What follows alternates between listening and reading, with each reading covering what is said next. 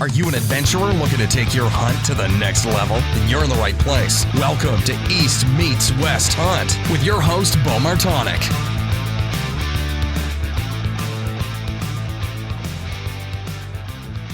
Hey everyone, welcome back to another episode of the East Meets West Hunt podcast presented by Spartan Forge. On today's episode, I am joined by Jason Red of Timber Ninja. This episode is focused on my involvement with Timber Ninja, entrepreneurship, the history of the company, being made in the USA, why not all carbon fiber is the same, all the new products that are being released this year, and much more. On this week's Mountain Buck Monday Story of the Week, I have a story. This is probably one of the wildest stories I've shared on here so far, coming from Jared Saltz out of Virginia. So Jared wrote in, I killed this buck on public land in the mountains of Virginia, shot slightly quartering to, and ended up only getting one lung. The deer ran 50 yards and fell over. I went and checked him out, took some pictures, and then checked him in. I went back to camp to get my buddies and then back in to get him, and he was gone. There was no drag marks in the leaves. I had the spot marked on my map and a big puddle of blood where he originally died. Looked down in the holler and saw eyes moving. Gave him the night and went back the next morning and found him dead the second time where we saw the eyes. Craziest thing I've ever experienced in the deer woods. Yeah, and I'll definitely concur there. That's such a wild story. And I've heard of some similar things happening, but not where you go up and take pictures with it and everything and then come back and it be gone. That's super wild, but I appreciate you sharing the story there, Jared. And if anybody wants to see a photo of that buck, beautiful deer, you can head over to East Meets West Hunt on Instagram or East Meets West Outdoors on Facebook to go over and check that out. And if you want to share your story, send it in to beau@eastmeetswesthunt.com through email or just fill in the Contact Us form over on the website. But with that being said, I'll just jump right into this episode. It's a longer one here, but I think you guys will like it with Jason Red of Timber Ninja. Jason Red, welcome back to the show, man. And it hasn't been a while since we talked. I feel like we talk just about every day now, but it's been since 2021 November when last time you were on the show. Oh, wow. No, actually, I'm wrong. I'm wrong. I put that Spartan Forge live thing that me, you, and Nathan did out as a podcast this past November. So actually, people have heard you only a few months ago. So I lied there. Yeah. That was a good time. Yeah, it was. That was a good group on. We'll have to do the get all of us on again. Hopefully in person. That'd be better than trying to do the video calls with multiple people is difficult to be able to do. But anyways, welcome back to the show. Yeah, man. Thanks for having me on. Yeah. So for anybody that doesn't know, Jason is one of the founders of Timber Ninja Outdoors, and you may have seen Timber Ninja's stuff in the past through me. As far as I was actually, how did we meet? Let's start with that. How did you and I meet? Do you remember? I think I reached out to you right before we launched, or right when we were launching our sticks back in 2020, and because I'd followed you for a long time because you were the only person putting out mountain buck content. So, for where we live and how we hunt, like it was the only thing that was relative to us, kind of the same way. Got connected and became friends with Nathan Killen. He was kind of like one of the only dudes that I really saw on Instagram talking about mountain hunting, especially with traditional equipment. So I believe, we connected that way. And I said, hey, we got these new sticks. Do you want to give them a try and tell us what you think? And yeah, it started from there. Yeah, I think I actually got one of the first prototypes that you had been testing them for a while, but the first ones that you had sent out to anybody to do my initial test on them, which was pretty cool to be able to think back on. I remember they had the lime green cordage on it and some different stuff, and it was just kind of the first run of those. Yeah, I still have people ask about that lime green cordage too. Do they? I've often thought about bringing it back because I used to use purple on mine, and then I did the lime green, which it kind of helps when you're trying to locate your stuff if you leave your setup overnight, the next morning or whenever. Yeah, that's always the hardest thing is when you go in and you're looking for if you leave it, like sometimes during the rut especially, I'll leave my stuff up overnight and then just come back for it. And I'll be like going through and I'll look at Spartan Forge. I'm like, I have the waypoint here, but everything looks different at night, and I'm not trying to like just throw my flashlight through all the trees, my headlamp and going through it. I'm trying to find it. And I'll be like standing 10 feet away from it and not see them sometimes if they're tucked into a hemlock or whatever, Yeah, or standing next to it. Had that happen too, but like you're kind of in a rush to get set up early in the morning and you're like getting frustrated and trying to find your set and you like look and be like, oh, there it is, that's where I left it. So yeah, I do that all the time. Maybe you start using some glow in the dark rope, that'd be helpful. Yeah, no, definitely. But I'm sure. I wonder what you probably know this, but what the expense would be to put like glow in the dark on the ropes. I don't know. I've never seen it. I mean, I've seen it like in guidelines for tents and stuff, but I haven't seen it in anything bigger. I want to say I looked into that at one point, but I can't remember. I've looked at so many things over the years of doing this. Like, I'm always nerding out, as you know. Yeah, and I've got to learn that, especially in the last few weeks here of talking more. But like the one thing, like I guess, all my paracord that I use for like zippers and like my tent stakes and everything, like I always remove the stuff that it comes with, and I tie on the glow in the dark. It has like the I don't know if glow in the dark reflective is more, I think the right term for it, but that has that kind of weaved in. So when I hit it, because how many times like your guy outlines on your tent when you're elk hunting or whatever, you come back and you trip over it and then you end up face planting or falling on a tent stake. Like it's just, I try to replace all that stuff with stuff that's reflective. Yeah, no, that's a good thing because I've tripped. I don't know how many times. It's not even the tripping; it's the whole like knocking your tent down from that side when you do trip and you have to put it back up and you're tired or you're cold or you're wet, like all these things. Yeah.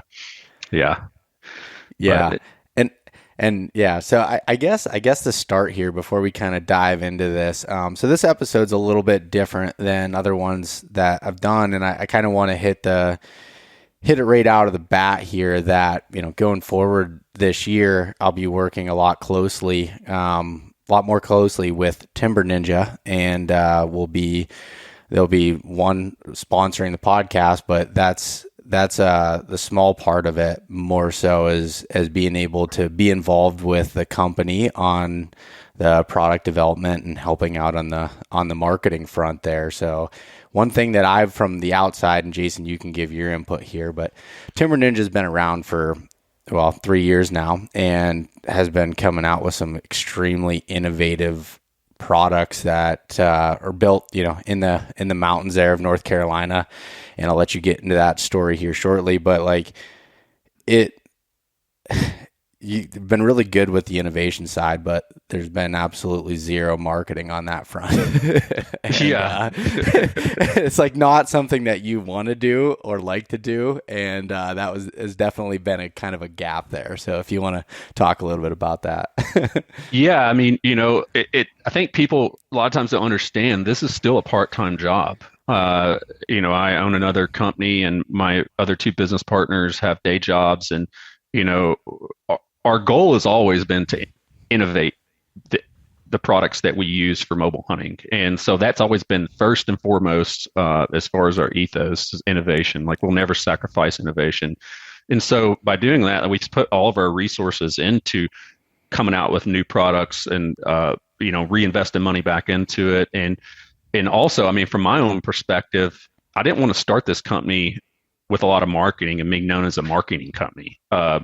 We could have easily started with money and became very well known, but from, I guess, maybe my own ego, I wanted to build up our brand as organically as possible. And I think we've done a really good job with that. Like people really buy into who we are, what we present, and what we create. But we've reached this point now. I mean, the one thing I am happy about is like, we've spent $500 on sponsored ads in 3 years. And, we like just Instagram, we have like over 6,000 followers, and with the, and not only just the followers, when you look at the impression rate of when you post stuff, it means like you're really building a core group of people that really believe in what you're doing. You didn't have to pay to get them there. They got there because of what you're actually doing what you say you're going to do. And I've always said the one thing you can do, you can always pay for marketing. You can never pay for innovation. You can't pay for the thousands of miles or hours spent in the woods, understanding what it's really needed, as a hunter to be more efficient and and to make really awesome stuff that's functional. It's almost impossible to buy that because you can't make up that time, but you can always put money in marketing. So, we had kind of been talking about this prior to ATA, and also, we've been talking to a media company to help us out, which we're trying to move forward with that this year as well. But we had, our second year at ATA, we had so many people come by that are in the industry. Some of them own companies that are, not competitors, but, kind of in the same market. And so many people continuously come by and tell us, you guys have the most badass shit here and nobody knows who you are. And I was like, yeah, we get it. We suck at marketing. We never had pro staff per se. We haven't done that really. I mean, we got a few buddies that use it, but it was just, we already knew we were kind of working that way. But, this year we're going, all in with marketing and getting the name out there, and we're not stopping innovation, which we'll talk about that a little bit more later. We're not slowing down in that realm at all. I mean, we're the foot's on the pedal on that, man. Our new saddles, which we'll talk about, I'm sure that kind of shows our next step in the innovations from that perspective, but there's so much more, to be done from an innovations perspective. So, yeah. No, I think you hit the nail on the head there. And I think that's a really good way to build a foundational company that, like, where people are, they want to be a part of it. Like, they believe in your products. They see that, they understand that it's not just this big marketing ploy, but there becomes a point in the company where to grow and to be able to make it sustainable, and is you got to put it out there. And that's kind of where the company's at now. It's like, okay, building innovative products that are phenomenal and able to be, compete with any of the ones out there, and a lot of it on a higher scale and a higher level.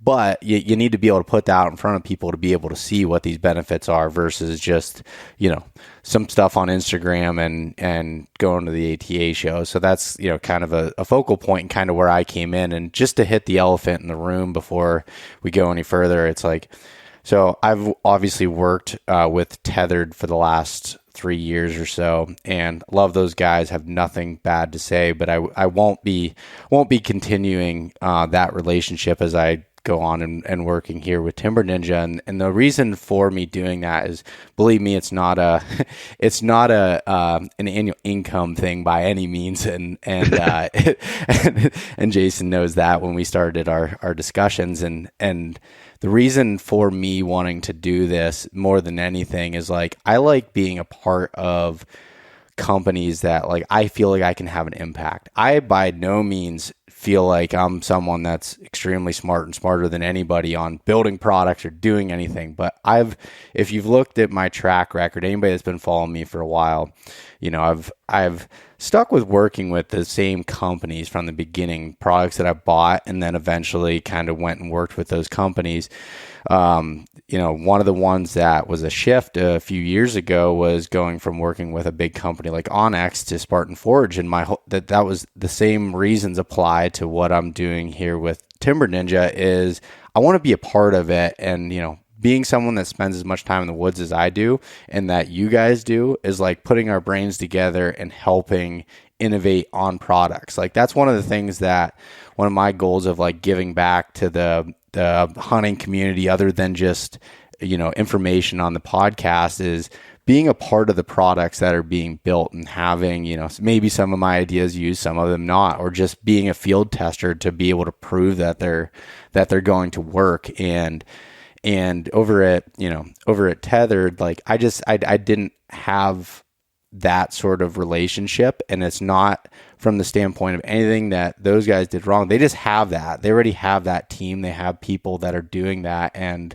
I want to be a part of that. I want to be a bigger part of a company, and something that I use so much, which is, gear that gets you elevated to hunt, whitetails and especially in the big woods and the mountains. And you and I just connected so well over the last 3 or 4 years that we've known each other, is just like we have similar hunting styles. And I think the gear that you've made up to this point just really fits in alignment with that. And I think it's just not going to stop at that point. And that's where I want to be a part of it. So I wanted to get that out there, kind of first and foremost on the reasonings behind it. And it's bigger than, just here's a sponsorship for the year. That's definitely not it. And there was no bad feelings or any reason for me to leave working with Tethered other than I want to be a part of a company that I can help with building products and be a part of it. And that's kind of and I see the potential in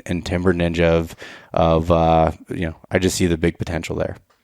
Yeah. I mean, from our perspective is, like I said, we've been buddies, we talk regularly since, I guess we first got connected because we have, a lot of similar hunting styles, but I've watched you like grow your business and your brand, and you're really good at that. And the one thing I look at from my seat is that's something I have zero interest in. Like, I like to look at pretty marketing, but like I have no interest in creating it. And I've watched what you've done, and and even besides like work stuff, I've watched you mature in your business world, go from, we've had conversations about you leaving your day job and coming over and like starting your Airbnb, like all this stuff, like I look at you, if you want to have a dynamic team, you got to have the right people, but it's not just about their skill set. They have to like fit into your circle because it's a relationship beyond business. And like any other relationship, it's going to be rough times. And like, you got to have people that you're kind of in line with, and everybody kind of knows their gig and does a really good job at doing that. And I'm stoked. Like I think I really started trying to like semi pitch you on this probably like in October or November, because when you were heading down to Illinois. Yeah, that was beginning of October is when you first kind of called me on kind of the pitch that kind of got it on my head there. And I've always just like I said, I've always wanted you guys to win, and just like I've just got to know you, and now getting to know, Tyler and Jordan, the other key components to Timber Ninja that, make this whole thing happen, is like getting to know all you guys has been awesome here recently.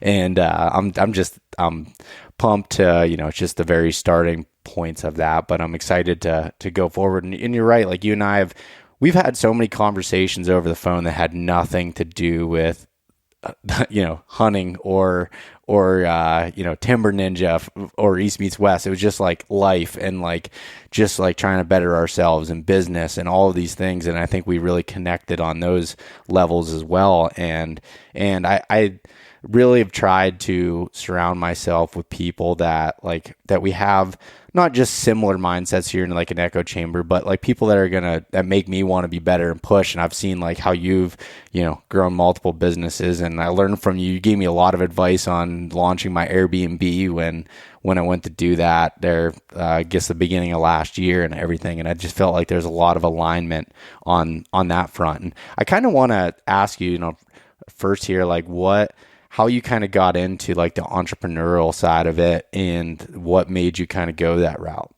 kind of your background. Well, I grew up really poor, and I thought like the only thing I was happy just to graduate high school, to be honest with you. That was kind of a big achievement in my family. And, I had this goal of just like getting a normal job and staying with it for 20 years and retiring. But when I got into endurance sports, I got connected, through cycling with a bunch of, it's no secret, like cyclists, there's a lot of rich dudes that ride bicycles, and a lot of them are, either doctors, lawyers, or they're just all professionals. So I really got scooped into a group of really awesome guys that mentored me when I was racing bikes. And one of them, who's still my mentor today, he's like, dude, because I thought that was all I could achieve in life, was just being normal, right? And there's nothing wrong with that. Don't get me wrong, but like, he just put it in my head. He's like, if you apply the same energy and focus into your career as you do cycling, he's like, the sky's the limit for you. And so I just went with that. And one thing I also noticed about these guys, especially the ones that were entrepreneurs or in sales, they were always out riding their bikes when other people were working. And so I knew that I wanted to have freedom. That was the main thing. So I essentially worked through sales. I was I've been in sales for 18 years. One of the businesses I own is a sales and customer service, a rep business. And but I worked for other companies at a higher level at a corporate level. And but I one day decided I was tired of working for other people, and I just started traveling on my own and going on trips for a week. And I was in between jobs and went on a trip to Nicaragua to go surfing for 28 days. And I was going to work for another company, and I knew right then that I wanted to work for myself. 'Cause I was like, I want to do this all the time, if I can. So I ended up going to work for another company. But when I accepted that job, I told them I was not going to retire there, and they were like, "That's fine." I was like, "I ultimately want to do something for myself." And so, long story short, I got into I ended up buying a rep business in my industry, which I still own. And it's been a struggle. Being an entrepreneur is not easy. Trust me, it's a lot easier to know you get a check every month, and then that you don't have to worry about if other people getting paid, all that stuff. Like, even though my company does really well, I still always like have a panic attack when I'm doing payroll for some reason. I think it's just because I care about them that much. But I also, once I started down that rabbit hole, I was like, well, I just want to do more of this. And so my ex at the time, we started Airbnb business, which became really successful. And then we started Timber Ninja through that time. And then she and I split up. I mean, honestly, a lot to do with all the stress load that we put on ourselves, but trying to be, entrepreneurs, because she also ran a dental practice, or owned a dental practice. And I will say, like, I love it. There's the freedom side of it's great, but sometimes you don't get the freedom that you think, because especially when you're launching something new, grassroots, like with Timber Ninja, I poured everything, my heart and soul into this from the beginning. And it's been received very well, but it's still a small business, and it's growing. And now it's growing at a way rapid rate. And then that's when you have to really understand where you bring in other core people to help you grow, because you can't do it all yourself. And that's the key component, is you got to bring in the team. And that's what we're doing now. Because, my passion is hunting and outdoor stuff. I love my day job. I've been doing it for a long time, but I've been doing it long enough that, like, at some point I'm ready to get out of that and transfer over this. And then, like you and I've talked, maybe at some point somebody buys this, and then I'm going to go off grid and nobody will hear from me again. I'll just I think the conversation was I was going to live in Alaska for part of the year. Then I was going to move down to Central America and hang out with backpacker chicks that come through. yeah, that was the conversation. But it's funny, like, looking back at, like, the the entrepreneurial side journey, and I think I got turned on to, it was back in like 2015. I feel like that was like a pivotal year for me of, like, deciding that I wanted something different with my life. And again, there's absolutely nothing wrong with, living a traditional life of working a job and doing that. I just felt like, for me, really it came down to, I wanted to hunt more. And I was sick of having X amount of vacation days that I had to use for it. And I was like, I need to figure this out.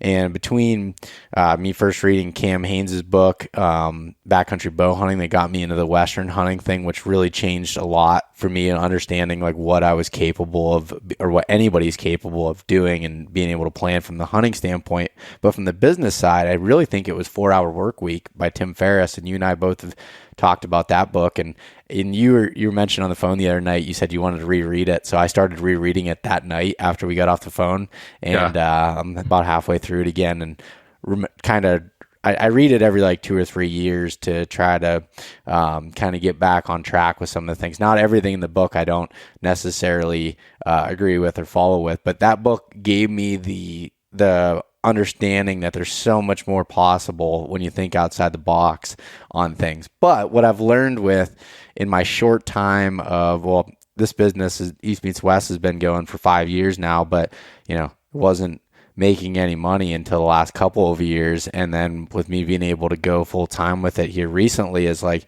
there's a lot of stress that comes with owning your own thing. People just see the whole what's on Instagram, as far as, oh wow, Beau gets to hunt all the time and he gets to do this, and it's like, I get to do some pretty cool trips, but it really sucks when you're trying to figure out how you're going to make money and be able to actually pay yourself to live a life and, and be sustainable with it. Like when I worked a job for, a corporate manufacturing company, it's like, okay, I knew every 2 weeks I was getting a paycheck. And if I wanted to be, if I want to be lazy one week, I was still getting paid.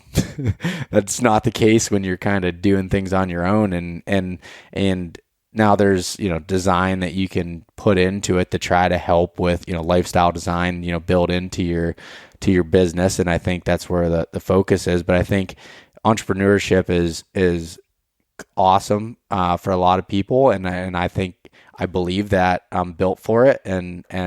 But there is a lot of stress with it. You and I were talking the other night too about like just the waves that you go through, and it's just like when you're hunting a mature buck, like you're chasing after a deer for all season, and you just have to you're just putting one foot in front of the other and continuing to go. It's the same way with the ups and downs in business.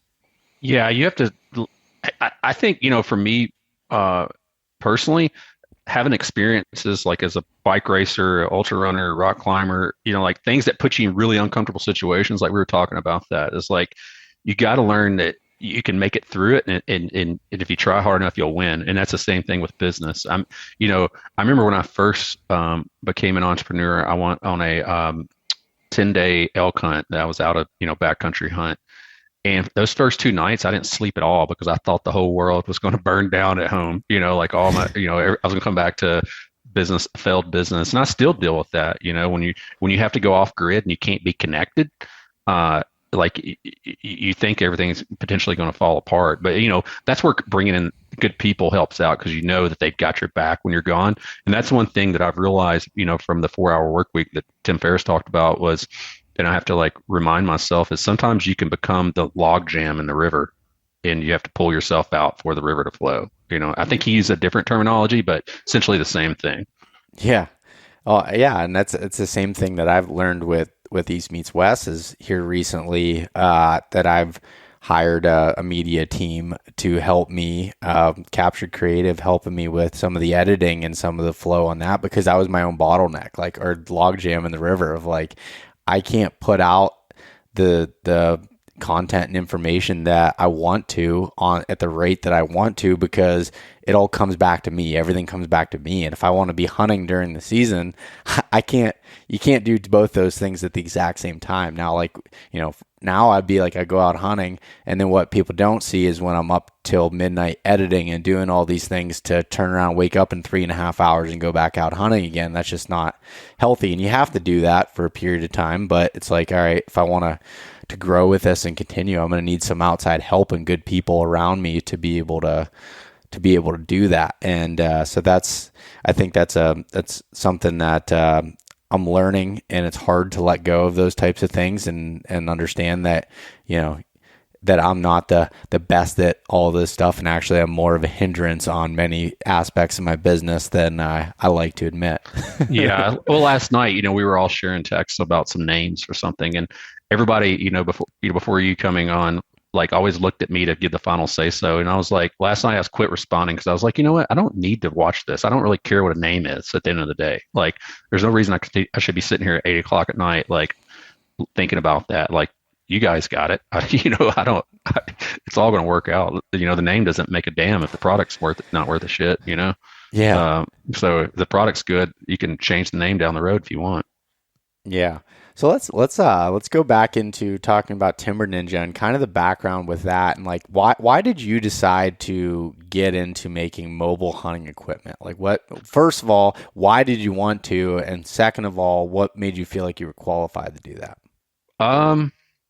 Well, it never was a business idea. I essentially made a set of climbing sticks for myself because I was tired of nobody was making anything that was packable, that was lightweight. Everybody, was kind of just playing off each other in the industry. For products that came out, they all were very similar, all heavy, and just maybe a few tweaks here and there, but it was essentially all the same thing. And, I having a background with carbon fiber from racing bicycles, I was and I knew how strong it was. I was why is nobody doing this? And I read on the forums that, I never was a never was consistent reading hunting forums, honestly, but I was just looking it up and people were like, oh, this can't be done. This can't be done. And I was like, well, that's one thing that always motivates me is if you tell me I can't do something, I'm going to do it. And so started working and making a set for myself, which ended up working out. And I was like, well, I got a set. And then my friends kept seeing them and were like, man, we should start a business. And I was like, well, I've got 2 other businesses right now. I don't really need this help. And that's where Tyler and Jordan came in. And, but we said at that moment, cause like, you sit on the deer stand, like you have all these ideas like that come up like, oh, I'd make this better. I'd do this and that and that, especially as when you come out with something, you get to hear all those people's, opinions on what they think about while on the deer stand, but they don't make that step into the void of actually doing it. But so I really, wanted to put my foot forward and, for us to do this. And so, that's just kind of how we got going. I mean, cause as most of our hunting styles is backpack on, covering a lot of miles and a lot of elevation gain and loss. So you need lightweight stuff, but not necessarily just always lightweight. You need stuff that's quiet. If you're getting in close to beds, you want things that are easy to use, like with our sticks, like, I mean, this sounds like ego, but there's not a stick that can bite a tree like our stick does. And I haven't used anybody else's sticks in so long until when I was at that Spartan Forge veteran hunt. I didn't plan on hunting. I just came to hang out, and Bill needed me to go out with a hunter one day, and he was using a competitor's sticks.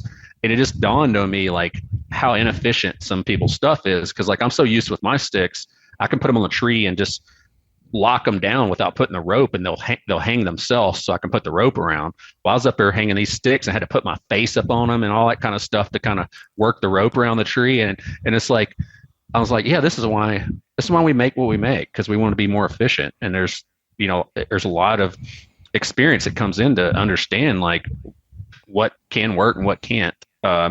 So yeah, we, obviously with the 15 years of fall protection background and rock climbing, like the saddles came into the fold last year. And I like the saddle we released last year. It's a great saddle, but it still wasn't as innovative as we wanted. And so that's what, we have with the new saddle. And, we've launched at ATA, like our carbon fiber lock on, which is another thing that people said couldn't be done.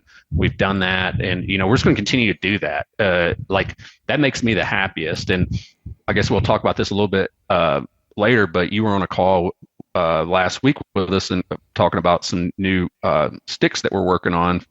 And after the call, you were like, man, I didn't think climbing sticks could get any more innovative. And, that's just, that was like that really satisfied me for you to say that, because you have a lot of experience in hunting and also being in the industry, what everybody else is making. And to hear that, I was like, yeah, we're not stopping anytime soon.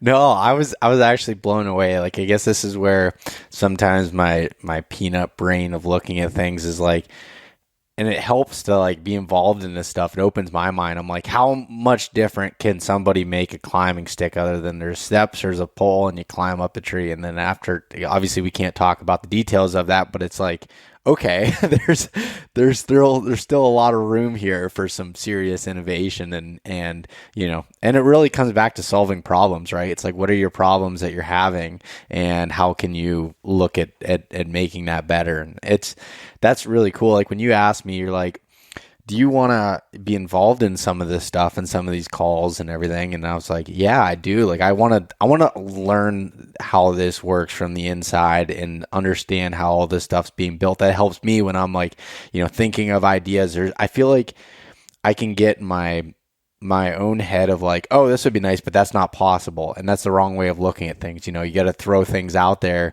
I'm learning this from you is like, okay, no, identify what your problems are, and then let's work at how to actually fix that. And nothing's really impossible. It might take some creative thinking and plenty of time to be able to get there. Yeah.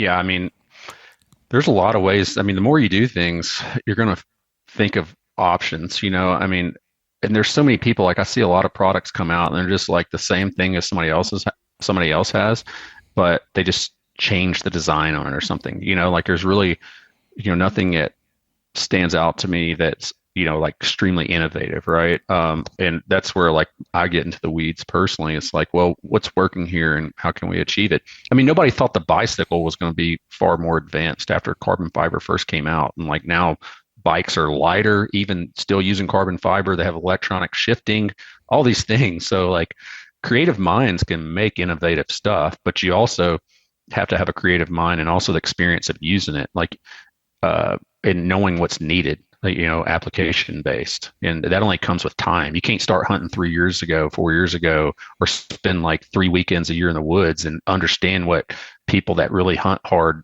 go through and need to make good products. And trust me, like, do I think at the time was our C1 stick like extremely innovative? Yeah. Is it perfect? No. And that's the thing is like when you create something, you're like, okay, what was wrong here? What do I want to fix there? And it's like, and then you get feedback from customer base, and obviously you got to bottle that down because there's so many people that can complain about anything, and you have to understand too, as a business owner or a creator, is that you can't be everything for everybody. And but and like for us, there's enough people out there that hunt the way we do and think the way we do that I always will have a need for our types of products. But yeah, I mean, innovation's key, and continue to push it, man, is the way to go. Like I don't ever want to have anybody say that we're just knocking people off or doing Me Too type products. I mean, I can sit here and say like I've seen other sticks come to the market that are similar, and I've seen some that are, I know of some that are coming to the market are essentially kind of just a essential variation of what we already have. And so I'm just like, oh yeah, got other stuff coming though. Like I'm moving beyond this at some point. Yeah. No, and I think that's what's funny about what I've learned about, the companies like yours of Timber Ninja, and then like companies like Sitka that I work with, and ones that are working on products well ahead of time. So it's like, okay, you're not just going to release something that you've built and then test real quick in the backyard and then release it just to release it. Like the amount of time that goes into these products before they go out, even if the way what I've learned, from you and from working with Sitka is like, don't worry about what the other people are doing and coming out with something faster. If you look at the long run of the business, like what's going to last longer, what's going to be the safest products, what is going to be the most innovative in the long run, and people are going to get their dollar amount, their money's worth, I guess, is how I want to put it. So like when you look at like the customer service aspect of it and what that's going to do in the long run, and I think putting, how many hours did you say that like you thought went in some of these new saddles as far as like time spent in the tree? Over 1,000 between our team testing them and the field staff people testing them. I mean, we from a saddle perspective, we have a really good tester that films professionally, and I don't know how many days a year he's gone, but he probably spends more time in a tree than anybody. And I think he logged at least 300 hours in it. So he knows, like he's sitting on his butt all day. So like, yeah. And the thing is, I don't want to pump him up too much, but like there's a difference in comfort between what's been out there and what we're making now. Like it's just, even with the Nano, it's like, I had a guy comment the other day, it's like, oh, it's a super niche just for minimalists. I'm like, no, you don't get it. I didn't say this to him because I didn't want to be argumentative, but like it's the lightest, but it's also, in my opinion, and people that have sat in it, it's probably easily the most comfortable single panel saddle, but it weighs a pound, so like, that's the kind of feedback you want to get, right? But they don't come free, so. No, no. And that's before I want to go into the specifics of the products. Like I want to talk more about the company and some of the things going on. One thing to also hit is like Timber Ninja's products are expensive, and there's no way around it. It's a premium brand making products to fix a problem. And it's like, from talking to you and understand, it's like, yeah, we can, make things that are cheaper, but you're going to get cheaper results. It's like you're building it for the serious hunter that wants a product that's going to perform, and that's the only way of really saying that. Well, you can also make it cheaper by sending it across the pond too, and that's never going to happen while I'm at the head of it. I can tell you that. Like, that's just not going to happen. And because you have a problem with that, till you start importing stuff, you're always going to have a percentage of failure rate over there because you have. I mean, it's no surprise. I mean, it's no secret. You have kids over there sewing saddles and making this stuff. So it's like me turning my 14-year-old kid, I mean, or hell, turning him loose when he was 8 years old, assembling sticks and just letting his hand tighten or letting him run a sewing machine. Like, you're going to have a shrinkage rate coming across when it comes, or you're going to have stuff that just fails. I mean, I think we've all seen that in the hunting industry from a lot of import companies. And I mean, for the thousands of sticks we've sold, we've had, let's see, 5 returns, and I think we've had 4 steps break. And that's the thing, you're going to have some failure. I mean, it's just the nature of the business. You sell enough of something, you're going to have some failure. But, I look at other things that fail and I'm like, oh, yeah, I feel pretty good about it. And even talking to like insurance companies about what our failure rate is, and it was really impressed them too. So like that makes you feel good about how you do things, and that comes with a cost. Like, if you're going to make it here and you're going to do it right, it's going to come with a premium price. I mean, I'm sorry, but you probably could be a lot more profitable putting money in marketing and importing a couple containers of stuff that looks like everybody else's. But that would make me happy, because creating the stuff is really what makes me the happiest. Yeah, no, and I think it's cool. Like, even again here with my very limited experience working with you and talking to some of the manufacturers, and then being in North Carolina, being in Georgia, being in like, local type environments to be able to work with, and knowing that everything's made here in the States, in the US, like I think that's that just stands on the point of wanting to help our own people in our own country, and then also being able to, again, control that whole customer service aspect, and you have a background in your other company, which I don't know if you mentioned, but like in safety equipment. I mean, that's kind of what you're selling in your main business, right? And fall protection stuff. Yeah. I've been in safety, all in PPE sales. Like, now I'm in a rep business. I handle multiple manufacturers of safety equipment and industrial products, but I've been a fall protection specialist for right at 15 years. So I've been training and consulting for fall protection for a long time, and rock climbing. That's why, like, I can have those conversations with manufacturers when we make saddles, or we use people. That's another thing.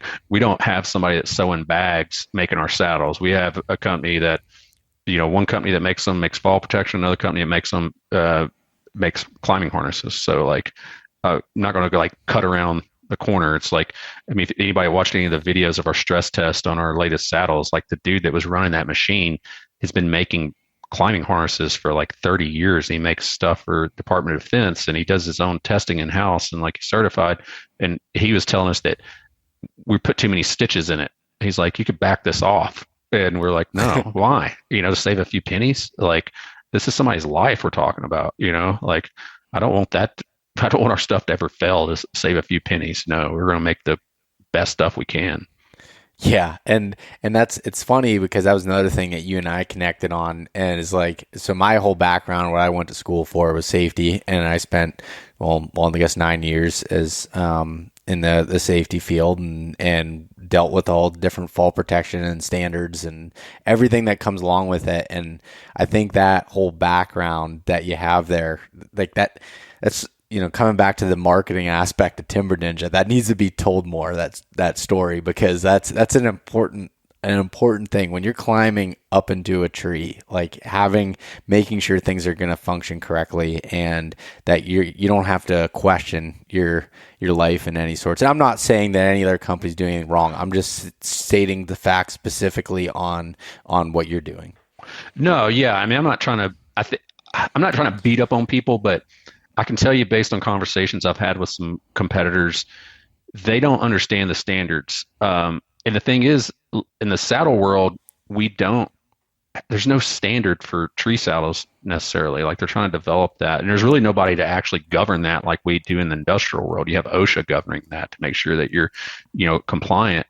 But like, the thing is, if you're concerned about your safety, call the person you're going to buy stuff from and ask them, what is this tested to, and like for us, like since there's not a standard, we developed our saddles based on OSHA's fall restraint standard. And what that means is everything that comes under load has to withstand a force, 3,000 pounds and subject to less than a 2-foot fall, right?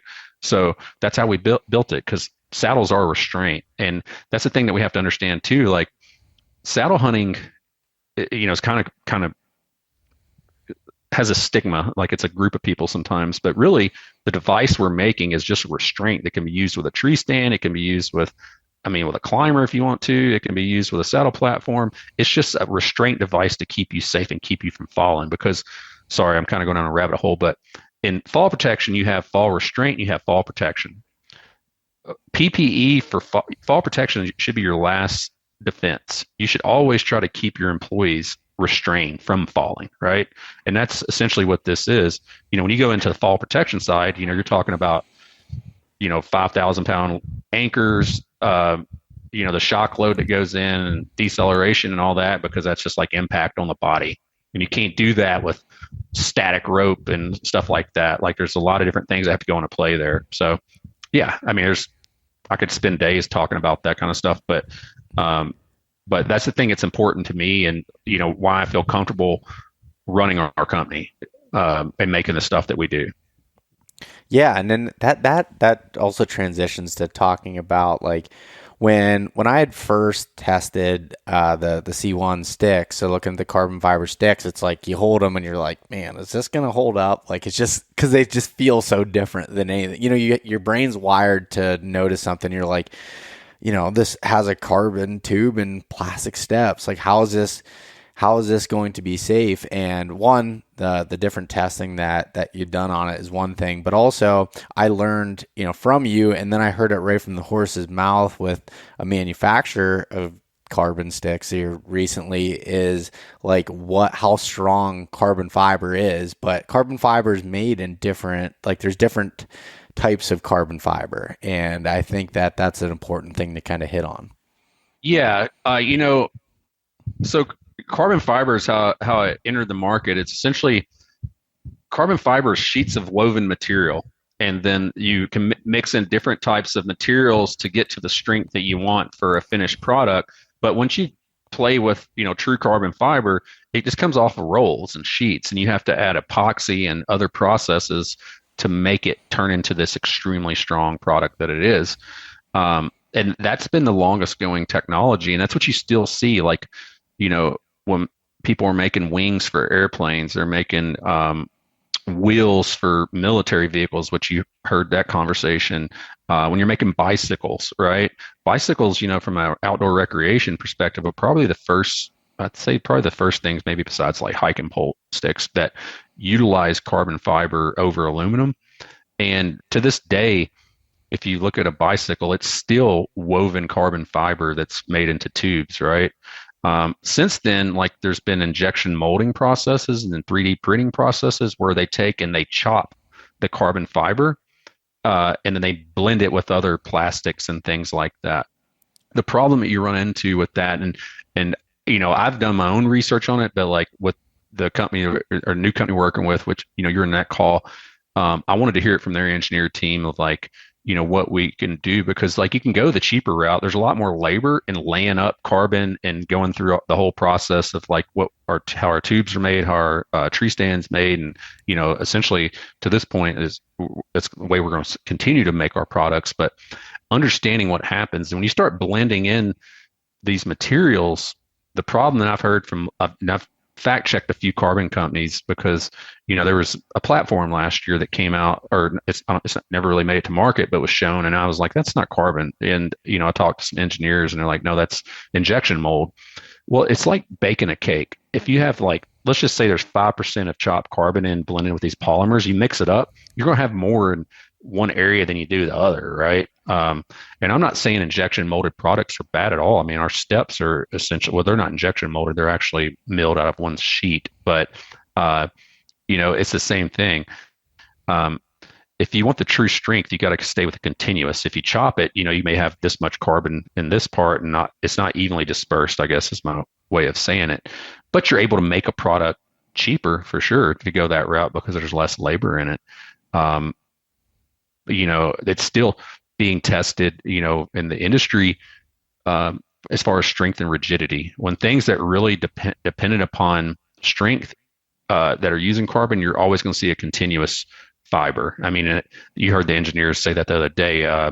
He said essentially continuous fiber is like 70% stronger than chopped, or what they called decontinuous.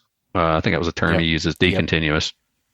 Yep. So, I guess that's all I got there on as far as the production side of it. Yeah, no, and that's because, again, as I mentioned earlier about Timber Ninja being a premium brand, but that doesn't mean that not trying to look for options to make things, at a more affordable price. So that's why, this conversation was first started. And it's like, okay, how can we do this? It's like, all right, well, yeah, you can go this other route, but you're going to lose strength, which is like kind of a no-go from the standpoint of you're trusting someone's life standing on something, and yeah, it's not the same, I guess. So not all carbon fiber of seeing it, no matter how much something's marketed, is the same. And and beyond that too, it's like I've been asked, why don't you make your standoffs out of carbon?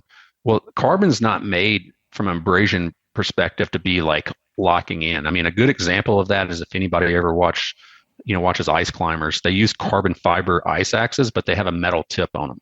So over time, it will delaminate if you're using, any type of co-injected or even laid up carbon for your part that's actually gripping into something. It's going to ultimately, degrade longer. And that's why we continue to use aluminum. I mean, even with the new stuff we have planned for launched next year, essentially be 2024.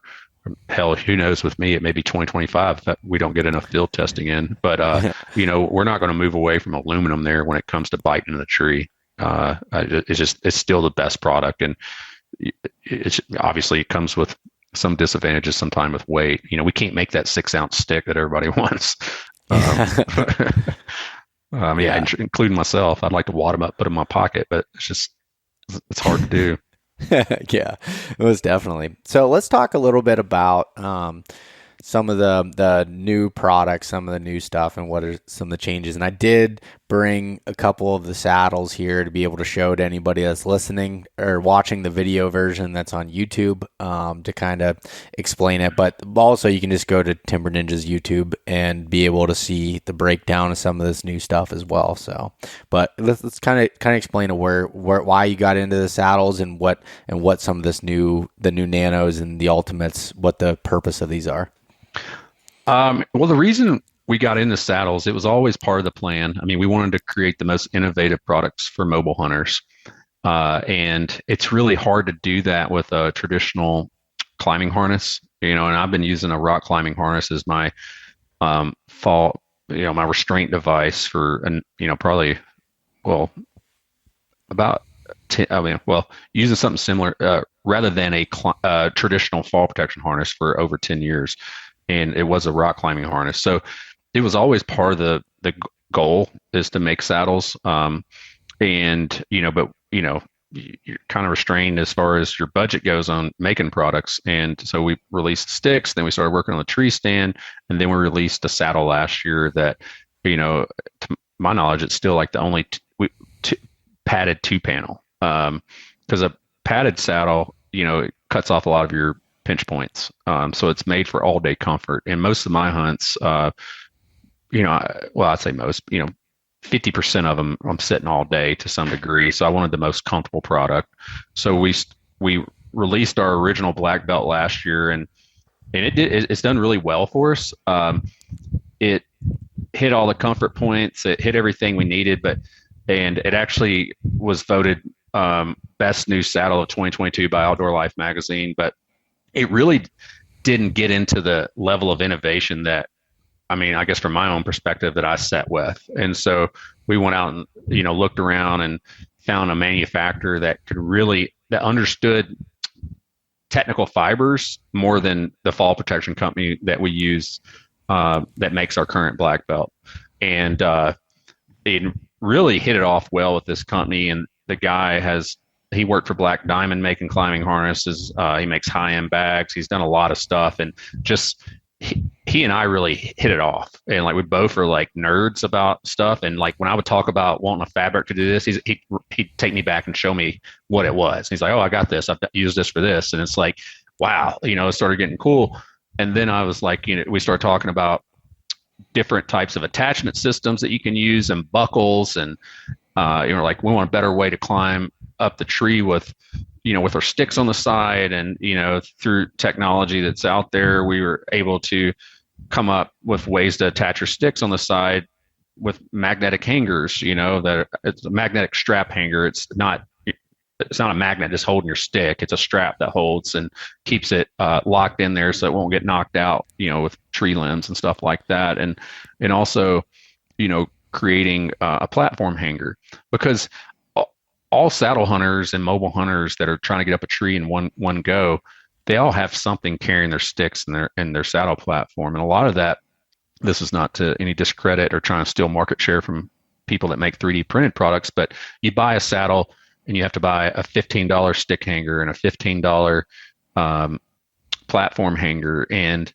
they work. Don't get me wrong, I've used them, but it just doesn't look as sexy as like what we've done. And like we can bundle it all in, and it's like true to our motto. We like to make ready to hunt products the best we can, and so that's what we were trying to achieve with these saddles, because we wanted to, one, have something that was for all day comfort, which is our 2-panel ultimate, but we also wanted to make the lightest single panel saddle, which was essentially the inspiration of that came from a alpine climbing harness that I have that you could wad up into a little bag and carry it in with you. It was very minimalist, very simple.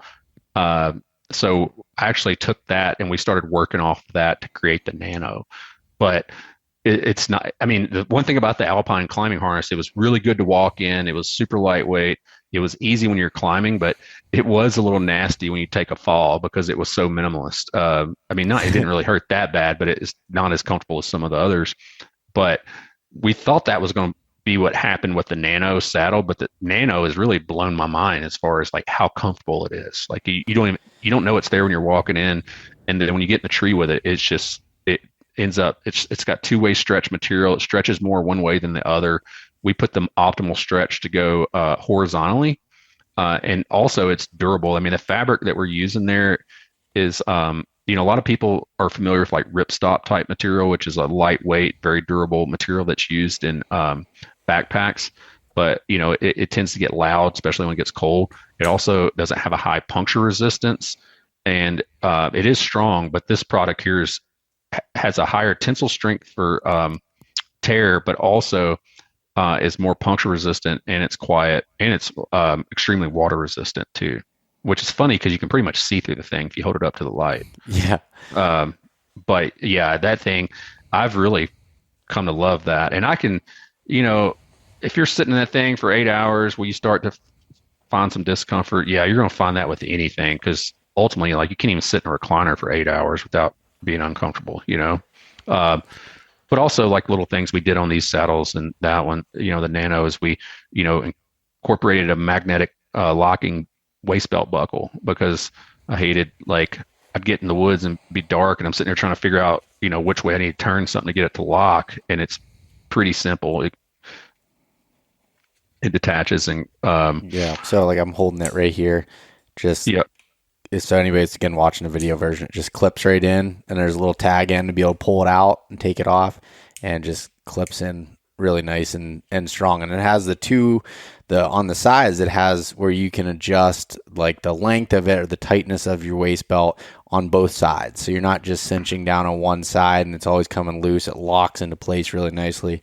I just thought that was a really nice, it's a small add-on, but a feature that I think is like one of those little pain points that if you're used to using saddles, that anybody's listening will be able to understand. Yeah, I mean, being able to adjust that, if you want it straightforward like a traditional belt buckle, you can work. But if you also want to like adjust it to where your buckle's off to the side, because this is funny, but like there is a thing that if you wear a backpack, like we usually use like a frame style pack that has a big waist buckle, when you have that buckle plus a saddle buckle plus a your belt buckle, you get buckle stack. And I don't know, I've had them pinch me too, man. Like, so you can offset that one if you want. So that makes it a little bit more adjustable. We also like, all day comfort, sometimes you need to readjust your rope position at your bridge on your bridge loops. And we have this technology where you use this material, it's proprietary. It's our tacky bridge. So like, it doesn't matter where you put that girth hitch or the prusik on the other side. It does not move. Once all you got to do is slide it there and put it. It does not move. You don't have to, put it in channels or anything. It will not budge. Little other features. We made our lineman's loops smaller, and we also angled them up a little bit so they're easier to get to, and especially in the dark. That's a really feature that is developed for efficiency. You just know where to clip in. In the past, people will put them directly behind their bridge loops, and like, if it's dark and you're trying not to use a light, sometimes I would get them confused. Yeah, I've done that.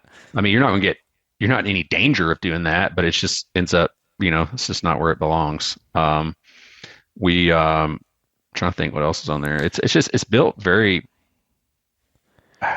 so it's feature rich, but it's efficient. And talk about the new pockets a little bit. So it's a different design than I've seen out of any other saddles, with having kind of there's some that's been the zippers and your other ones have zippers on them, but they kind of have a rigid structure to them that go on each side, left and right, that are attached by molly, and they're highly water resistant and everything, but they're still minimalist, but they have a little bit of structure. So it's easy when you're putting something in, when it's open, to be able to, you're not trying to you're like, oh, if I drop this, am I actually inside the bag or am I outside of it? And you're dropping your ropes down to the ground or whatever you're putting inside here. But yeah, I mean, the shape we made them was to be more efficient when you're walking through the woods. Like, I never did use, the traditional saddle dump pouches. They remind me of like what I use for a chalk bag when I'm climbing, and they bounce around. They just a little clumsy for me, especially going through laurel thickets or briars. I mean, what I used for a number of years when I first started saddle hunting is I took like some of the Kafaru little accessory pouches that zip on the top that are flat and square, and that's what I used. They were way more efficient. And so the idea kind of come with that from that idea, but we made them a little bit more of like a teardrop design to be a little bit more ergonomic, but also like making them where you can have one hand zipper operation. Now, I will say, if you overstuff them, you kind of got to push it like you have to any zipper. You got to push it together to get the zip. But if you keep them, if you use lightweight, 8 mil tether and lineman's like a lot of people do, they're built to hold all that. Plus, like, a card reader. I even put my tree snips in there on top of that.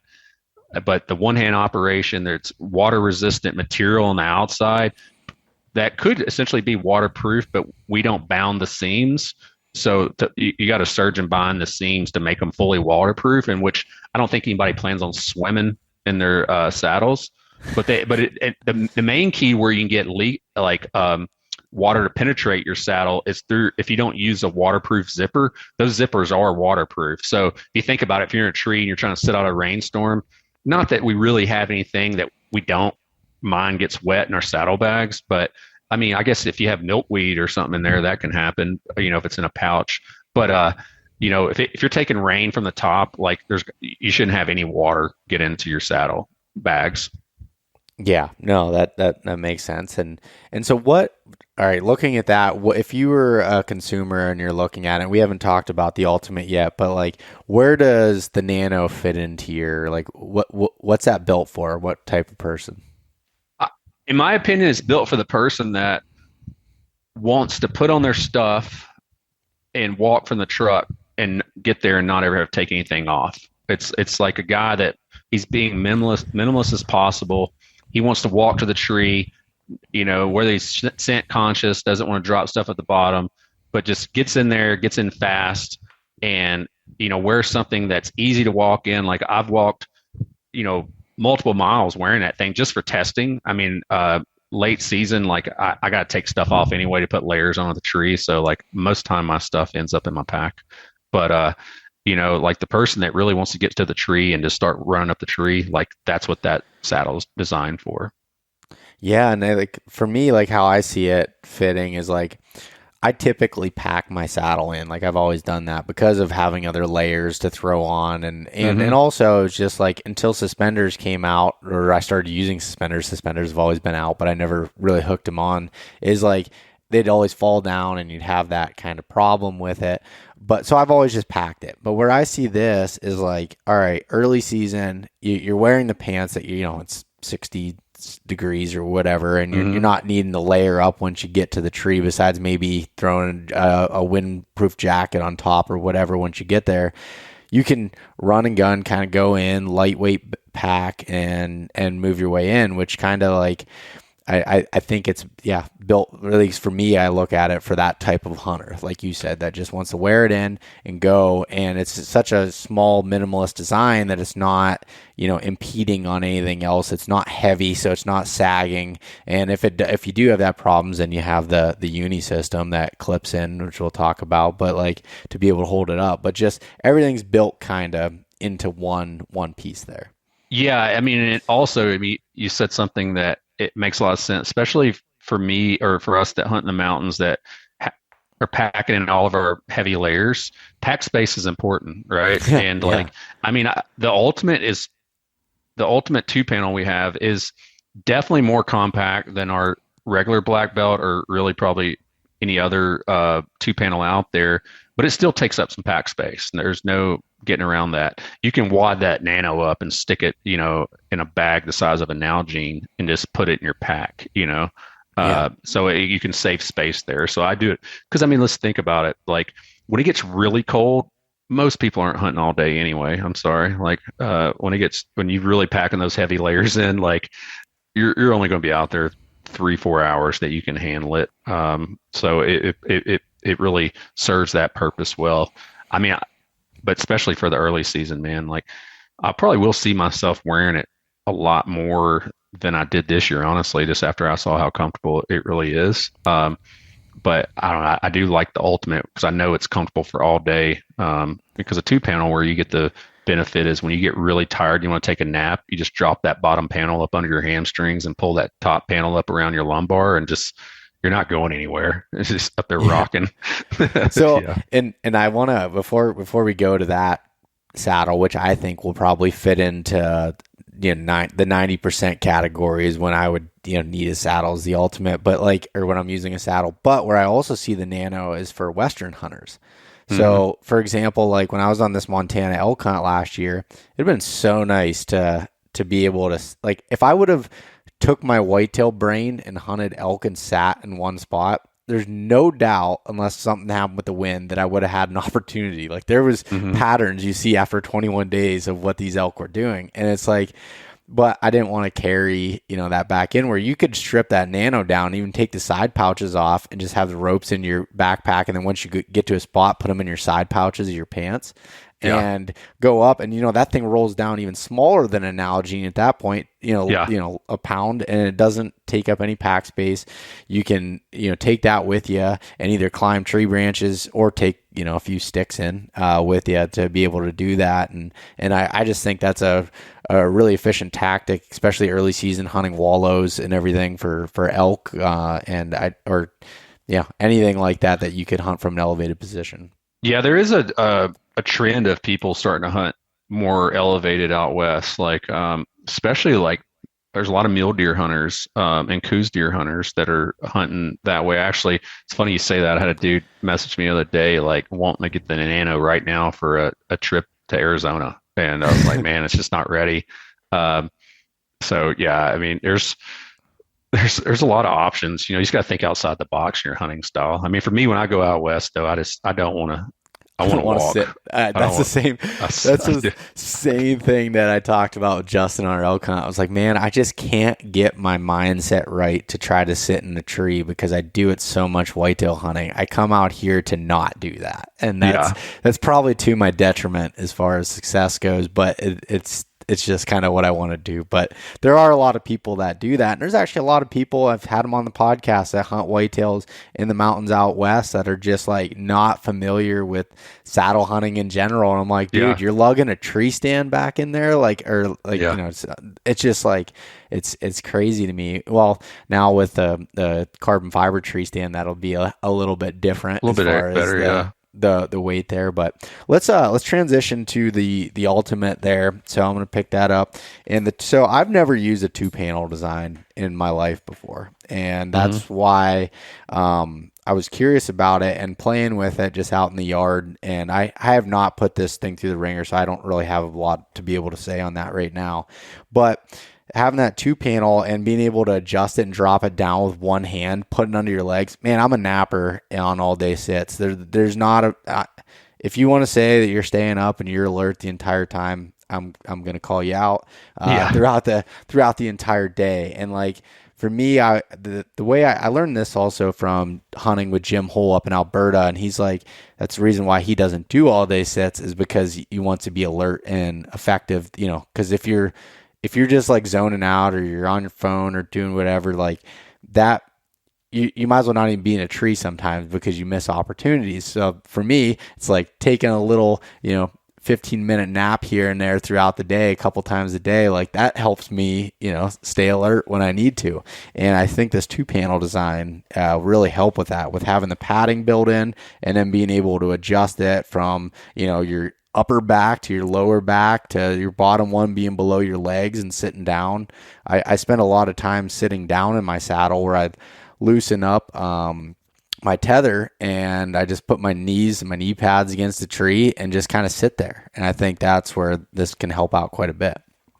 Oh yeah. I mean, the 2-panel, that's why it's called the ultimate. It is the ultimate saddle. I mean, there's no way around it. Like it's got, there's a lot of innovation that went into it. Like I'm not gonna give too many specifics on what we did on both these saddles as far as webbing and stuff like that, but it's different than what other people did.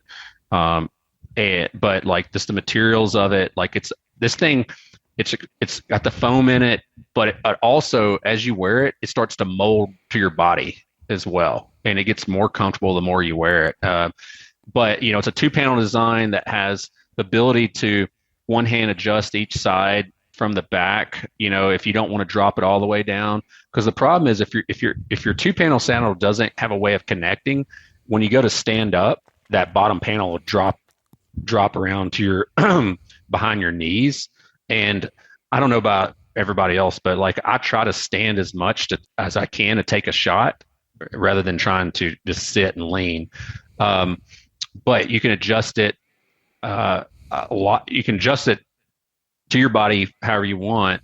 I actually use that thing majority of the time as a 1-panel. I cinch it up real tight and just set it as essentially as a 1-panel, and it's extremely comfortable from that aspect.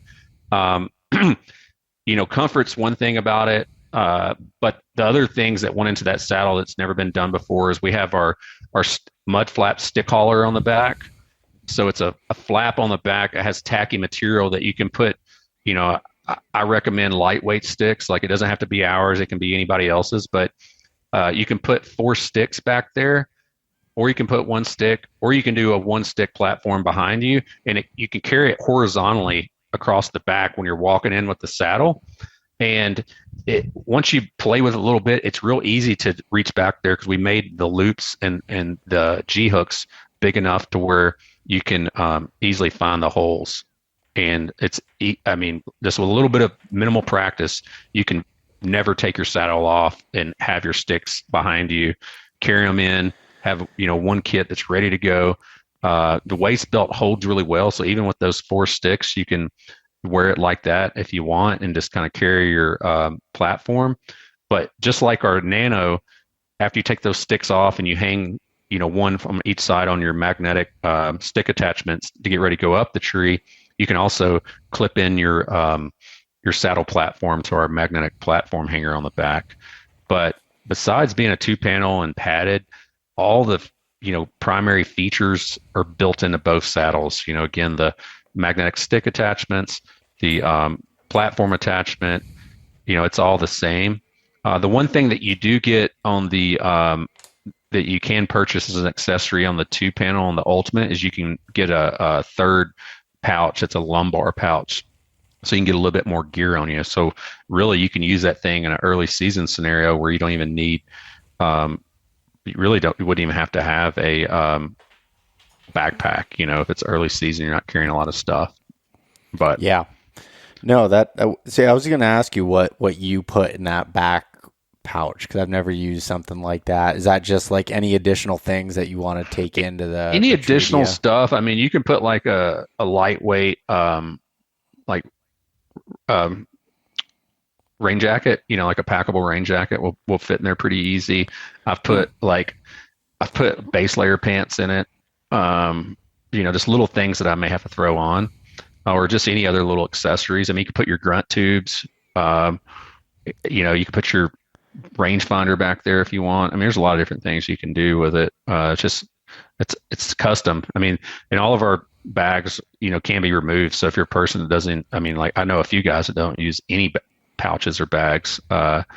They just carry their backpack and stow their ropes in there when they're, like their linemen's in that when they're hunting, and they just don't like having a pouch on the side because of string contact or, things like that. I prefer to have them. I like my stuff being on the sides, but yeah, you can customize it the way you want. Yeah. And the other thing I see with that too is like, you can even put, on last week's podcast, just talked with Clint Campbell about like binos and like struggling with not wanting to carry a big bino pack or bino bivy in. And, when you're going in the dark, you don't really need them on your body anyways. You were using the small compact pair like my Maven B3s that they fit. I actually tested it before. They fit right in that pouch. You can have your binos there so you don't forget them. Once you get set up in the tree, you can grab them and either toss them on or hang it from your gear hook. Like I've actually been utilizing a method where I'm not even wearing my binos on me unless I'm using a minimal harness, where I'll just attach it to the tree where I can pull them out pretty simply. I mean, most of the places I'm hunting, similar to yours, you don't need them all the time because it's pretty thick stuff that you're hunting. So it's not like you need extremely quick access to them.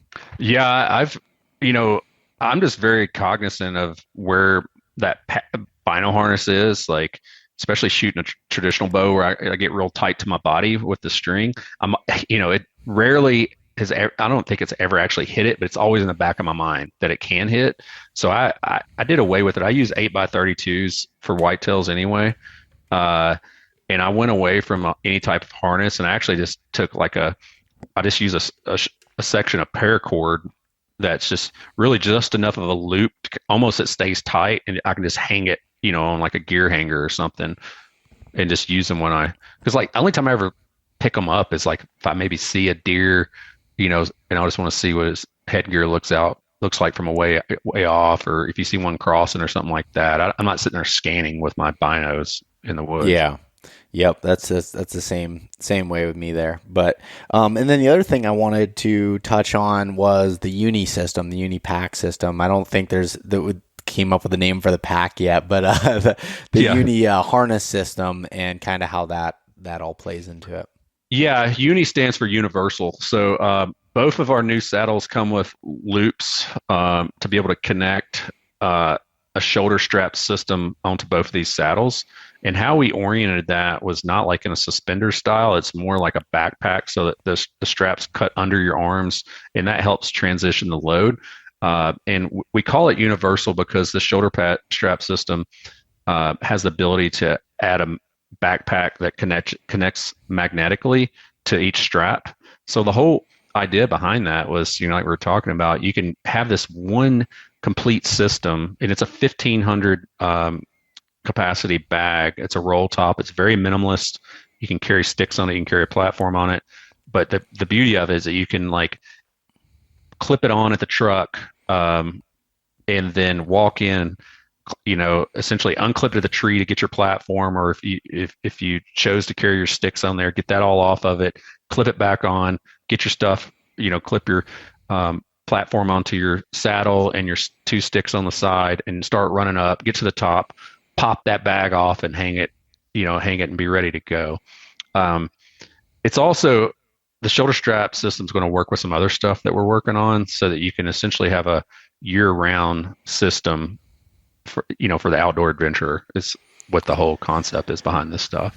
Yeah, and the one thing that where I was trying to figure out, like looking at myself, like where does this system fit in? And like again, going back to the early season component where you're not carrying a lot of layers, you just need that small roll top bag. You got the other pockets on your saddle to have any extra gear that you need, and you go in and you can take that pack off, just unclipping it from the magnetic. And again, go over to the YouTube channel to watch how this all operates. I'm not going to show you here on the podcast, but be able to take that off, hang it on the tree, and then you can get your extra layer on if you need and just toss it over top of it. And it doesn't interrupt with anything. You're not having to take anything off. It's just a very well thought out system. I'm excited to get to play with that this year and mess around with it. But it's very minimalist. It's the pack design and everything. It's very simple. It's not fully featured or anything like to have any extras there. It's meant to be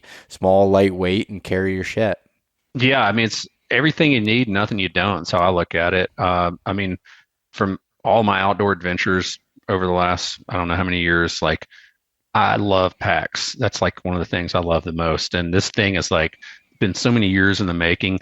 And it's also going to be offered as a standalone pack with shoulder straps and waist belt. Like, we haven't made it into that yet, but I'm like anxiously waiting on that thing because like I could see that as my travel pack, my hunting pack, whatever. Because like there's a lot more features that are going to go into that pack, like with the removable lid that we're putting on it it's not in a YouTube video, but it's essentially a removable lid or brain, whatever you want to call it, that you can put on or off. And then you can also take it off and use it as a fanny pack. Say if you're, out on a spot and stalk hunt and you need to drop some stuff and just, carry your kill kit with you or whatever. If you're, you're on how many times have you been on a out of state, public land whitetail trip and you want to go do a quick scouting mission, from the truck, but you just want to carry a few things with you and you don't want to put your pack on for that. So you just pop that little fanny off and run with it. So yeah, a lot of thoughts went into the packs and all this stuff. And I know it's probably not going to be for everybody, but there's some nerds out there like us. Yeah. Yeah, no, and I think it's very purpose driven and the reasoning behind it, and I think the whole thing kind of building out this system of how it all works together is pretty neat. And then that kind of transitions to the last couple products is like the carbon fiber tree stand. That's something that you've teased about since you started for 3 years, but it's just. Why is it taking so long to come to market? And tell me a little bit about that. I mean, the reason it's taken time is because I really wanted to test it, and I just kept making a little tweaks here and there. Also, like we had so much going on, like our stick sales, really blew up over the last few years, and like I said earlier, it's not a full-time job. So being able to manage that and trying to manage customers' expectations as far as delivery, we really didn't want to throw something else in the hopper just yet. I mean, we were slow last year and even releasing the saddle, but I mean, the main thing is I wanted to get another year of hunting in it. We made a few changes to it. We went away from using cables for keeping, for attaching the platform to the post. We use some AM steel dog bones because they're lighter, they're essentially stronger, and also like one of the problems for people that use lock-on tree stands, when you use those cables, like if you wear rubber boots or any boots, it squeaks when you hit that cable. You don't get that with the AM steel. That's really the main thing. I mean, it's lightweight, but people pick it up, they're like, their minds are blown, and then people are like, well, it's not as light as the 0.5, and I'm like, well, but it's 29-inch platform. It's not a super small stand. It's a stand that was built. I mean, trust me, I would have if I would have went the way I have in the past, I would have built it just for myself, and I would have built it very minimalist. But like, that's not the biggest part of the market, right? So we built this stand to accommodate people that like a bigger platform. It has a 20-inch seat height. So if you're a taller guy, your knees aren't up in your face. It's it's carbon, so it's going to be quiet. It's going to be warmer. Like it doesn't get as cold when you're standing on it. And I can say this from experience because I guess I'm the only person that's actually hunted off of a carbon platform, but I also have aluminum saddle platform that we make, or it's not launched yet, but there is a difference between standing on cold aluminum versus that carbon fiber. I mean, with your feet getting cold, it's completely noticeable. I mean, it's not a sales pitch. It's the truth. But like the stand weighs, roughly around 6.5 pounds. It's a longer platform. It's wider than, like a lot of your micro stands that are out now. And, it's functional. It's strong. It's a great product. I mean, but it's not going to be for everyone, because it's not cheap, and it's made here and it's not cheap. So, it's going to be a premium product for sure. But I mean, I like made that thing because I wanted it. And it was one of those things like, I didn't care how many we sold. I know it's going to be what it is, but like, it's just one of those things. A, somebody said it couldn't be done. And B is like, I just wanted it for myself. So, about $30,000 invested and I got my stand. And you were talking about leaving stuff in the woods. Like I left that thing with my sticks out in the set for like 4 days. And Jordan was like, I cannot believe you left that stand in the woods. He's like, you left a $30,000 tree stand sitting up in a tree. I was like, yeah, I know it's a bad choice, but hey. Just for everyone listening, that's not what they're going to cost. That's just the whole price of the innovation and the engineering and testing. And it's what it costs. No, for sure. I mean, it is going to be over $1,000 for sure. But I think it's worth it. I mean, I would buy it. I mean, but I also buy stuff that I know is going to last me. Yeah. No, definitely. And then what about the carbon saddle platform? Is that something that's going to be coming this year, or is that still, what's the state of that? No, the carbon platform is not going to be this year. That'll be next year. We're working on that with currently. I mean, it's part of the discussions. I mean, we've got the model that we want to go with, but like, it's just getting other stuff out and getting the stand out. And then we'll get some prototypes going and test it all through the year. But that would be a 2024 product for sure. Okay. But it is, I mean, well, yeah, you were on the call. It's on the agenda.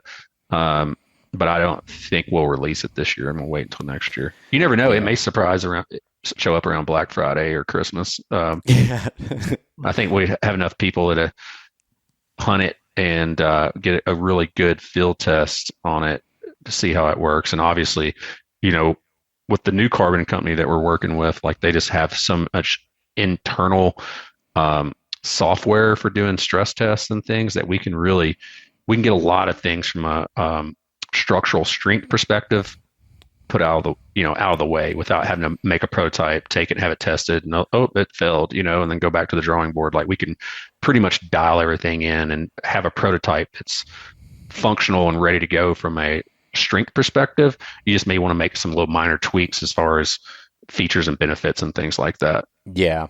And then you had mentioned a little bit about an aluminum saddle platform. And is that something that is going to be come out this year? Yeah. That will be coming out. That'll be out before hunting season is the plan. Okay. Ready to buy, not just release. We'll have it ready to roll. Yeah. And then, a couple other things. Yeah. I was going to say the other thing were you going to talk about the saddle platform, or are you going to go to a different product? No, I probably won't say anything else about the other stuff. Okay. Well, the one thing that's actually might even be live by the time this goes out is the camera arm, the carbon fiber camera arm that I think we came up with the name, the Nomad. I think that's what that's going to be called. And that's something that I tested all of last season and used the entire year. Weighs 1.7 or 1.8 pounds, and still has 3 parts to it. It's long enough to go around every tree. Super quiet. I think that's the biggest benefit of that camera arm from my perspective. Is I hated self-filming in the past. I hated the bulk of all the other camera arms out there. Now there are some smaller, lightweight ones that I have not tried, and I'm not going to say that I've tried all of them. But this one holds, you can hold a 10-pound camera on it, at full extension and it'd be able to work. And it's quiet to set up. There's no ratchet straps. There's carbon fiber. If anyone's ever messed around with like the C1 climbing sticks or anything else carbon fiber, if you do bang them together, it sounds like a soft rattling sequence versus metal clanging together. It's more of a natural sound, and I use that on all of my hunts. And it was the first time I actually self-filmed for an entire season because I didn't mind setting up the camera arm. Yeah, I mean, the design of that was also it folds flat, so you can slide it in your bag, and you're not like having like a standoff getting caught on stuff. And it does have a standoff, so you can twist it, and so you can level it. Let's see, horizontally, dual leveling. Yes, yeah. We've been working on that thing for I think 3 years, and actually, the professional film guy we were talking about earlier, he's used it for 2 years and helped us really tweak it up, and I think got a lot of use under him. And yeah, and this will be one of the first products that we've ever released that we actually have stock on.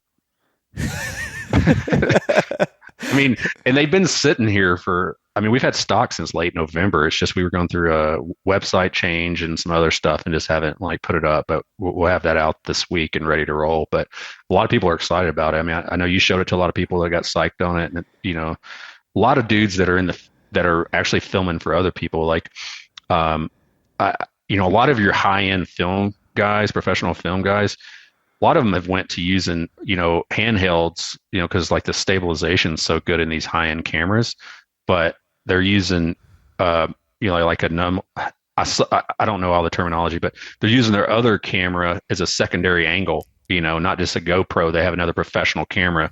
And, I know people have tested it, have been using that and then holding their big professional one in one hand and using the other one for a second angle.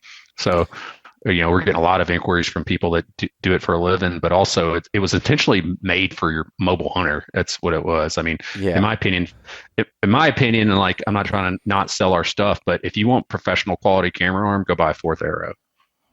But it's a little bit heavier, a few more moving parts to put on the tree. So like for the minimalist mobile hunter, like that's what we built this product for. Yeah. Yep. No, most definitely. For me, it worked out just fine. Me putting my Sony AX53 on it, or my DSLR, or my mirrorless, but putting those on there, it worked just fine. It was awesome, simple to use. The biggest thing was I needed to upgrade my fluid head, which I just bought a different one because camera arms, for anybody that's never bought one before, they don't come with fluid heads unless it's kind of a cheaper option, and they typically suck. So like as far as being able to make the fluid move there. So I had bought a different one to be able to put on it from my old, I think I had a Hawk one that I had from an old camera arm that I had tossed on it. And it was just like, that was the weak point in the whole system. But the camera arm itself is pretty sweet and worked at different angles on the tree. I was able to get things leveled. Yeah. Super impressed with that. Yeah. It's 3 parts. So it pivots in 3 different areas. So, as a saddle hunter, or somebody hunting tight to a tree, you can really get it around that tree and get angles. Like I used it. I've filmed one hunt in my whole life. I took it with me to Iowa in 2021 and used it, and actually got footage of that deer and other deer, but we've never edited it. But Jordan, my business partner, has been filming since he was in high school. He just never put anything on the tube. So like he has a lot more experience filming and had a lot of ideas for this, and obviously having the professional film folks helping us has really helped a lot. So yeah, we're not trying to be the best in the camera arm business, but we're just trying to make the best stuff we can for mobile hunters, and this is a good product, I think. Yeah, most definitely. Yeah, nothing like this is again why Jason's bad at marketing. Yeah, exactly. No, and I know this for anybody listening, this podcast is different than, typically I don't go through running through products and everything, but it's kind of an introduction to the company and wanted to to kind of explain some of this stuff and the innovation that goes into it, and get Jason's kind of mind wandering and understand what's inside his head, because it's the more I get to know him, the more I see just like the fire of trying to build the best innovative products out there. And I just think it's really cool. I'm excited to be a part of the company, and hope that some of you listening want to trust us with trying some of this stuff out. And like I said, it's built in the mountains by hunters, and that's a big thing for me. Yeah, we appreciate it, man. We're stoked to have you on the team, and I think we'll do some great things. I'm ready to see somebody that does really well with marketing. Don't put too much pressure on it, but yeah. At least the reels will be better. Yeah. yeah. We're Jason said the other day after a phone call that we had, he's like, I'm concerned about posting this reel because you made me feel self-conscious. And yeah, that wasn't the goal, but no, true. It's work though, so do what we can. Yeah. So definitely anybody. Is there anything else you wanted to add to any of this conversation here, Jason? I don't think so. I think we touched on pretty much everything. I mean, we've been getting a ton of questions about when the saddles are going live. We finished pricing up. It's finished. So we'll be getting those loaded on the website for pre-order, and we'll be building stock this year. They're ready to start rolling because we got a lot of interest on these saddles. It's pretty humbling as much interest we've gotten. And so we'll be cranking those out as fast as we can. Oh yeah, that was actually the last thing I wanted to ask you, was like timeline on some of these products and when people can expect to see more about them.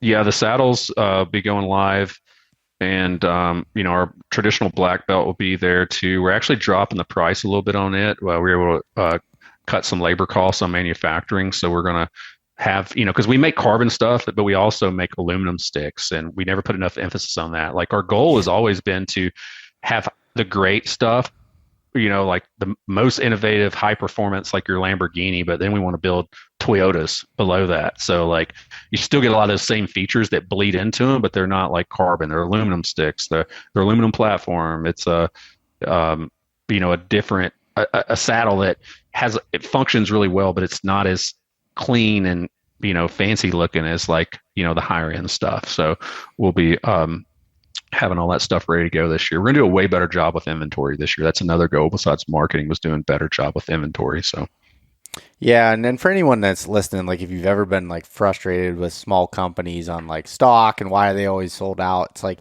that's a difficult thing to manage, and the costs that go into trying to figure out what people are going to buy, so you're not stuck with a whole bunch of inventory, and understanding that is like it's a complex thing.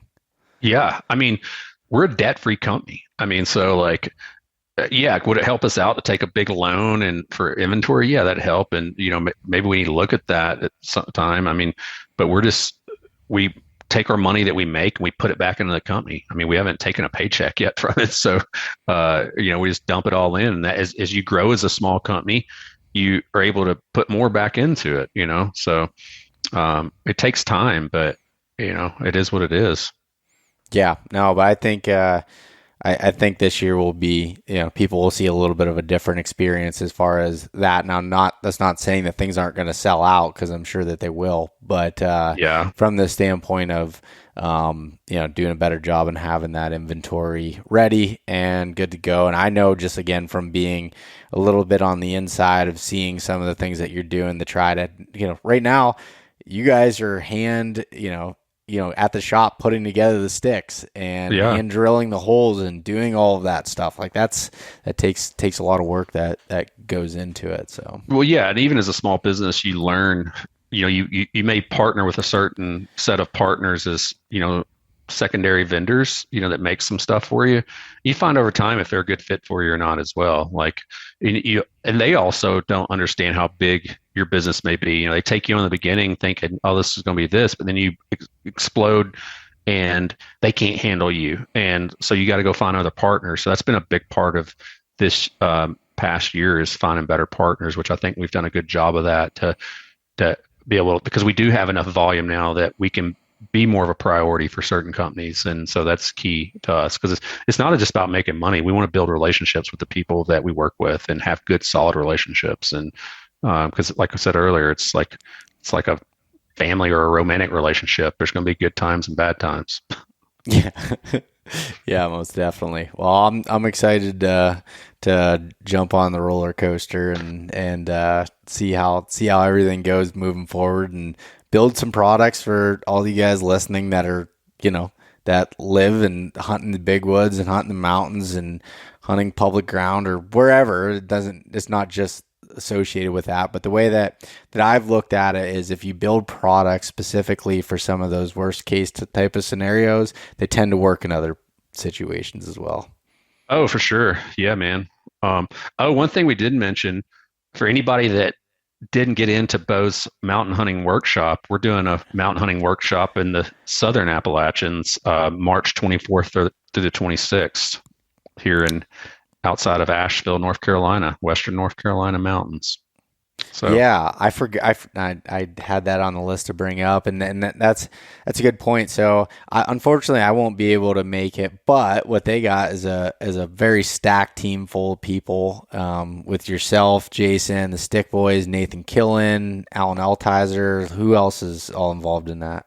I believe Bill's coming down from Spartan Forge, and I think Johnny may come down as well if he can make it. Oh, nice. Yeah, it'll be pretty cool. How can people find out information on that? We'll be doing on social right now, but then when tickets are ready to go for sale, they'll be on our website, which we're planning on getting all that out there before the end of February for sure, so people can plan. But yeah, it's going to be a limited group. I mean, we're only taking 20 people, and it's going to be 2 nights. Arriving on Friday, 2 days of field work, a lot of giveaways, a lot of discounts, good time, some food, camping, fellowship, learn mountain buck tactics, classroom for half the day and field work for half the day. So really hands-on. I mean, if you're a newbie or if you're somebody really, like I've heard you say about your workshops, and I know for sure this will happen to me. Like I spend a lot of time in the woods, but I always learn. I mean, unfortunately, I get to run around with some heavy hitters that I can look under, like Nathan, he's in my opinion, one of the best, but you get to spend some good time. I mean, with good people too, like all these people that are part of our crew. There's no assholes. Like, well, I'm an asshole, but like, I was going to say, look in the mirror, man. Yeah, but it'd be good folks. But it'd be a good time. No, that's cool. I'm glad you guys are doing that, and excited to see more of these types of things. Like it's for me, after doing that one last year, I've said it like I had so much fun getting to hang out with everybody and do it. Like I'm excited to do more. I'm excited that you guys are doing a workshop and being able to put all that stuff together and see. I think it's super cool. And I will say, like, when the tickets would go live for this one on timberninjaoutdoors.com, also sign up for the email newsletter there. There'll be more information going out through that newsletter too. Follow on social media, Timber Ninja Outdoors, YouTube, all of the things there. I'll do the marketing pitch for you. That's what I was just thinking. Yeah, I'll do that for you. I was like, look at you doing your job, helping out on that front. So yeah. But yeah, a lot of stuff in this episode here. So I appreciate anybody that's still hanging around with us and listen till the end here. But wanted to get this out and be able to kind of explain the process there. I think anybody that has known me long enough or followed along with my stuff, that's like, yes, do I make a living from sponsorships and partnerships and all these different things? Yes, I do. But like, I think from the decisions that I've made over the years, it's pretty obvious that, I work with the companies that I want to, and that's been my focus is working with companies and trying to be a bigger part of it rather than just a monkey that shows off product and, has the stamp of a quote unquote influencer. That's not what I want to be. I want to be an actual working part of helping these companies with products and building stuff. So anyways, I concur. Yeah, otherwise you probably wouldn't have talked with me. No, I mean, you know my opinion on influencers. So. I know. Yeah. No, I'm very aware of that. So, Yeah. But anyways, thank you so much for coming on, Jason. Yeah, thank you. I really appreciate it. And everyone, love to hear your feedback. Check everything out. Follow along on all the channels that I said. Just search Timber Ninja Outdoors. You'll find all of that stuff. And as always, thank you for listening to the podcast. Thanks so much for listening to this episode of East Meets West Hunt with your host, Beau Martonik. For more great content and to stay up to date, visit eastmeetswesthunt.com, Facebook at East Meets West Outdoors, and Instagram at East Meets West Hunt. If you enjoyed today's episode, please review and subscribe, and we'll catch you next time.